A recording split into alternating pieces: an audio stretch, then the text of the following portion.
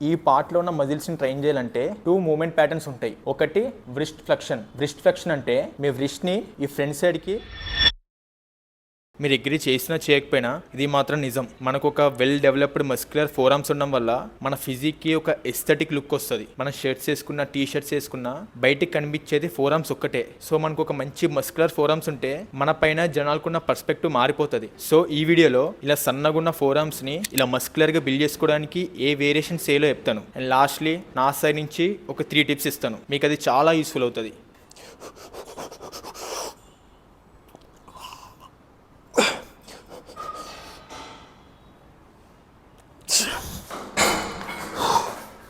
ఒకవేళ మీకు కూడా నాలాగా ఇలా ఫోరామ్ బోన్ సన్నగా ఉంటే దెన్ యువర్ లక్కీ. ఎందుకంటే మనం కొంచెం మజిల్ గెయిన్ చేసినా మనకి ఒక పెద్ద ఫోరామ్ ఉన్నట్టు ఇల్యూజన్ క్రియేట్ అవుతుంది. And by any chance me bone density ఎక్కువ ఉంటే దెన్ మీ ఫోరామ్ పెద్ద కనిపించడం కోసం మీరు ఎక్కువ మజిల్ మాస్ బిల్డ్ చేయాల్సిందే.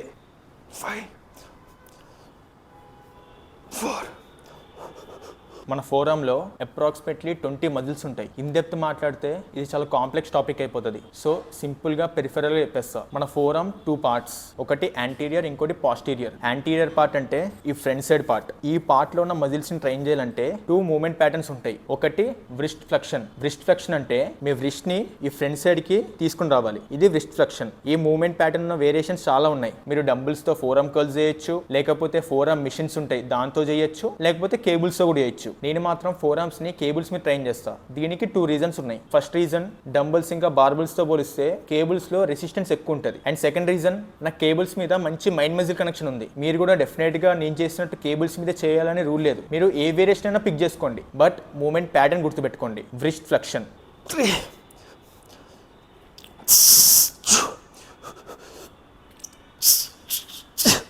And second movement pattern finger flexion. అంటే మీ ఫింగర్స్ని ఇట్లా దగ్గర తీసుకుని రావాలి. సింపుల్గా చెప్పాలంటే మీ పిడికులు బిగించాలి. ఛత్రపతి.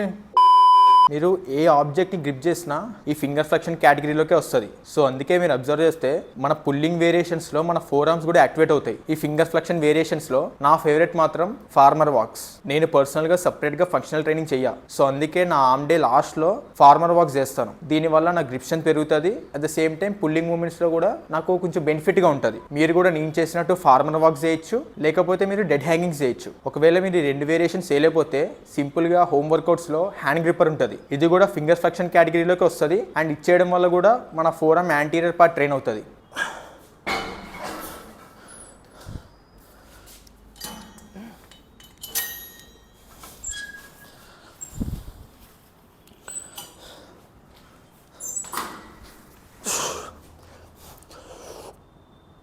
సో ఇప్పుడు మీకు మన ఫోరం యాంటీరియర్ మజిల్స్ని ఎట్లా ట్రైన్ చేయాలో అర్థమైపోయింది. Now coming to posterior part, అంటే బ్యాక్ సైడ్. దీన్ని ట్రైన్ చేయడం కూడా 2 మూమెంట్ ప్యాటర్న్స్ ఉంటాయి. ఒకటి వ్రిస్ట్ ఎక్స్టెన్షన్, అంటే వ్రిస్ట్ని బ్యాక్ సైడ్ కనాలి. ఎక్స్టెన్షన్ మూమెంట్ అనేది ఫ్లెక్షన్కి క్వైట్ ఆపోజిట్. సో ఈ వేరియేషన్ కూడా మీరు డంబుల్స్తో చేయొచ్చు, బార్బుల్తో చేయొచ్చు, లేకపోతే మిషన్తో కూడా చేయొచ్చు.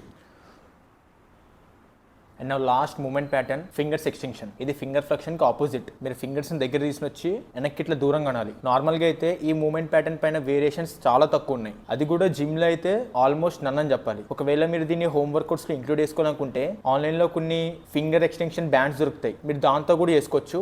నేనైతే పర్సనల్గా ఫింగర్ ఎక్స్టెన్షన్స్ పర్ఫామ్ చేయ. ఎలాగో నేను వ్రిస్ట్ ఎక్స్టెన్షన్స్ చేస్తున్నాను కాబట్టి ఇంకా దాని అవసరం లేదు. సో మీకు ఒక సింపుల్ ఓవర్వ్యూ ఇవ్వడానికి నేను ఫోరామ్కి 2 వేరియేషన్స్ చేస్తాను. ఒకటి వ్రిస్ట్ ఫ్లెక్షన్, ఇంకోటి వ్రిస్ట్ ఎక్స్టెన్షన్. లాస్ట్లో ఇఫ్ టైం ఉంటే గ్రిప్ స్ట్రెంత్ కోసం నేను ఫార్మర్ వాక్స్ చేస్తాను. అండ్ ఇది కంప్లీట్ ఆప్షనల్.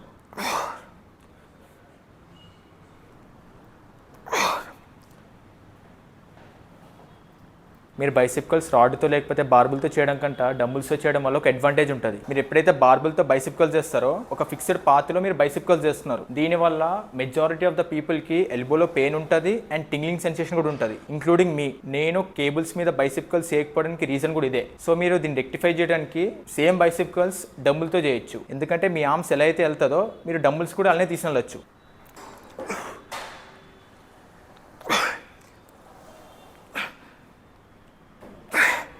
జనరల్గా మన హ్యూమన్ ఆర్మ్ కొంచెం సైడ్కి టిల్ట్ అయి ఉంటుంది. దీన్నే క్యారింగ్ యాంగిల్ అంటారు. ఇది ఫీమేల్స్లో ఇంకొద్ది ఎక్కువ ఉంటుంది. సో కొంతమందికి ఈ యాంగిల్లో చేయడం వల్ల వాళ్ళ ఎల్బోలో పెయిన్ ఫీల్ అవ్వరు. At the same time bicep peak contraction feel అవుతారు. అండ్ ఇది ఒక్కటే న్యాచురల్ మూమెంట్ అని కాదు, మీరు ఇలా లోపలికి చేసినా ఇది కూడా న్యాచురల్ మూమెంటే. సో మీకు ఎలాగైతే నచ్చిందో అండ్ ఏ యాంగిల్లో చేస్తే మీ ఎల్బోలో పెయిన్ ఫీల్ అవ్వట్లేదో మీరు ఆ యాంగిల్లో బైసిప్ కర్ల్స్ చేయండి.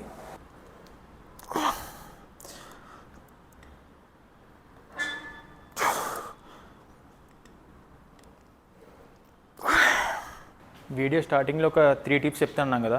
టిప్ నెంబర్ 1, ఈ టిప్ అనేది నా పర్సనల్ ఎక్స్పీరియన్స్ అని చెప్తున్నా. మేబీ దీని వెనకాల సైంటిఫిక్ రీసెర్చ్ ఉందో లేదో తెలియదు. మీ ఫోర్ ఆర్మ్స్ని కొద్దిగా హయ్యర్ రెఫరెన్స్లో ట్రైన్ చేయండి. మినిమం బేస్ అయితే 15 reps ఉండాల్సిందే. నేను ఎప్పుడైతే నా ఫోర్ ఆర్మ్స్ని హయ్యర్ రెఫరెన్స్లో ట్రైన్ చేయడం స్టార్ట్ చేసానో అప్పటి నుంచి నా ఫోర్ ఆర్మ్లో ఇన్సేన్ గ్రోత్ చూస్తున్నా.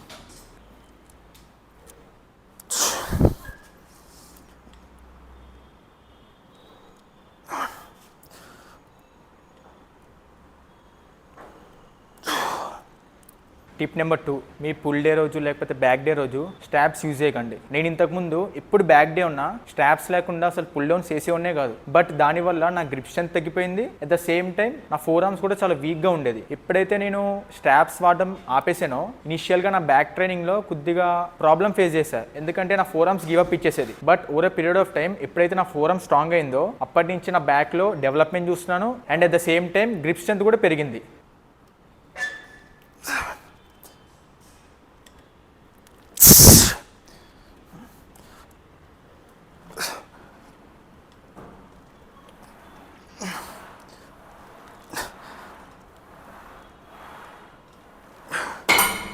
టిప్ నెంబర్ 3, ఈ మిస్టేక్ అయితే ప్రతి బిగినర్ వేస్తాడు, అంతెందుకు నేను కూడా వేసాను. ప్రతిరోజు ఫోర్ ఆర్మ్స్ ట్రైన్ చేయడం, దీనివల్ల నా ఫోర్ ఆర్మ్లో ఏం ఇంప్రూవ్మెంట్ లేదు, ఎందుకంటే ఫోర్ ఆర్మ్ మజిల్స్ కూడా రెస్ట్ కావాలి. అండ్ నేను ఇందాక చెప్పినట్టు మీరు పుల్లింగ్ వేరియేషన్ చేసినప్పుడు మీ ఫోర్ ఆర్మ్ యాక్టివేట్ అవుతుంది. సో మీరు దీన్ని ఓవర్ ట్రైన్ చేస్తున్నారు. అలా కాకుండా మీ రొటీన్లో ఒక డే రోజు ఫోర్ ఆర్మ్స్ ఇంక్లూడ్ చేసుకోండి. ఒక 2 డిఫరెంట్ మూవ్మెంట్ ప్యాటర్న్స్లో మీ ఫోర్ ఆర్మ్స్ని ట్రైన్ చేయండి. మొత్తం 100% ఇవ్వండి. మీరు ఈ 3 టిప్స్ ఫాలో అయితే మాత్రం గ్యారంటీగా రిజల్ట్స్ చూస్తారు.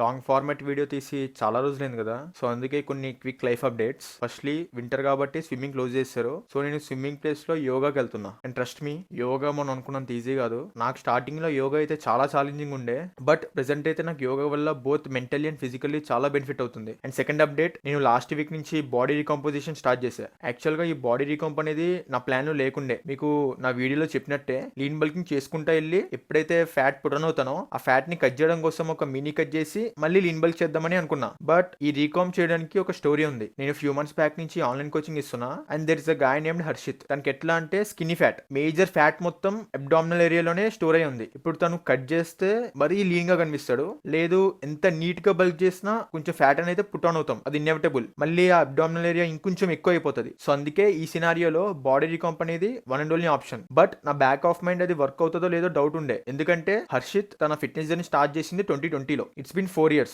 నేను పర్సనల్ గా ఏం నమ్ముతానంటే బాడీ రీకంప్ అనేది ఓన్లీ బిగినర్స్ కి అవుతుంది. ఇంటర్మీడియట్ ఇంకా అడ్వాన్స్ లిఫ్టర్స్ లో చాలా రేర్ గా చూస్తామని అనుకునేవాడిని. ఇట్లా అనుకోవడం వెనకాల కూడా రీజన్ ఉంది, ఎందుకంటే బాడీ రీకంపోజిషన్ పైన స్టడీ పేపర్స్ అన్ని మిక్స్డ్ ఉన్నాయి. అండ్ దీనికి తోడు నేను కాలేజ్ లో ఉన్నప్పుడు బాడీ రీకంప్ ట్రై చేశాను. మేబీ ల్యాక్ ఆఫ్ నాలెడ్జ్ వల్ల లేకపోతే ఎక్కడైనా తప్పు చేసానేమో, నేను ఎక్స్పెక్ట్ చేసిన రిజల్ట్స్ కనిపించలేదు. సో అప్పటి నుంచి నేను మెంటల్లీ ఫిక్స్ అయిపోయాను బాడీ రీకంప్ అనేది ఓన్లీ బిగినర్స్ లోనే ఉంటుందని. బట్ దీని విషయంలో ఎక్స్పెరిమెంట్ చేద్దామని తను అడిగాను and he's completely flexible towards experimenting. అందుకే బాడీ రీకంప్ స్టార్ట్ చేసాం. దీని రిజల్ట్స్ చూసిన తర్వాత నేనే షాక్ అయ్యాను. మీరు ఇక్కడ అబ్జర్వ్ చేస్తే వీక్ 1 అప్పుడేమో తన బాడీ వెయిట్ 76.85, వీక్ 5 అప్పుడు 73.75, అంటే అరౌండ్ 3 kgs తగ్గాడు. అండ్ వేస్ట్ సైజ్ ఏమో 34.5 అండ్ వీక్ 5 ఎప్పుడేమో 33.1, అరౌండ్ 1.5 ఇంచ్ తగ్గింది. సో ఇక్కడ ఫ్యాట్ లాస్ అయిందని క్లియర్ గా తెలుస్తుంది. బట్ చెస్ట్ సైజ్ చూడండి, తను స్టార్ట్ చేసినప్పుడేమో 32 ఉండే, ఇప్పుడు వీక్ 5 ఎప్పుడేమో 33.8, అంటే అరౌండ్ 1.8 ఇంచ్ పెరిగింది. అండ్ థైజ్ కూడా అబ్జర్వ్ చేస్తే అప్రాక్సిమేట్లీ 0.5 ఇంచ్ పెరిగింది. అండ్ ఆర్మ్స్, ఇది మెయిన్ గా చూడాల్సింది, ఎందుకంటే తను స్టార్ట్ చేసినప్పుడు రైట్ ఆర్మ్ పెద్దగా ఉండే, మజిల్ ఇంబ్యాలెన్స్ ఉండే. అండ్ వీక్ 5 లో నియర్లీ ఆ మజిల్ ఇంబ్యాలెన్స్ అనేది నెగ్లిజిబుల్ అయిపోయింది. సో తిన రిజల్ట్స్ చూసి నేను కూడా కొంచెం మోటివేట్ అయ్యి బాడీ రీకాంప్ స్టార్ట్ చేశాను లాస్ట్ వీక్ నుంచి. అండ్ చాలా మంది ఇన్స్టాగ్రామ్ లో ఇంకా కమెంట్ సెక్షన్ లో బాడీ రీకాంప్ ఎట్లా చేయాలో అడుగుతున్నారు. నేను నెక్స్ట్ వీడియోలో డీటెయిల్ గా స్టెప్ బై స్టెప్ చెప్తాను. అండ్ ఒకవేళ మీరు ప్రాపర్ గైడెన్స్ తో మీ ఫిట్నెస్ జర్నీ స్టార్ట్ చేయాలనుకున్నా, లేకపోతే మీ బాడీని ట్రాన్స్ఫార్మ్ చేయాలనుకున్నా, మీరు ఆన్లైన్ కోచింగ్ లో ఎన్రోల్ అవ్వచ్చు. 2025 జాన్ లోనే స్టార్ట్ చేయాలని పెట్టుకోకండి, 2024 డిసెంబర్ లో కూడా స్టార్ట్ చేయొచ్చు. అట్లీస్ట్ 2024 లో స్టార్ట్ చేయడం వల్ల ఇయర్ మొత్తం ఫిట్నెస్ జర్నీ స్టార్ట్ చేయలేదు అనే ఒక రిగ్రెట్ ఉండదు. సో ఆన్లైన్ కోచింగ్ ఎట్లా వర్క్ అవుతుందో తెలియాలంటే నాకు ఇన్స్టాగ్రామ్ లో డిఎం చేయండి, లేకపోతే మెయిల్ చేయండి, మీకు అక్కడ కంప్లీట్ డీటెయిల్స్ షేర్ చేస్తా.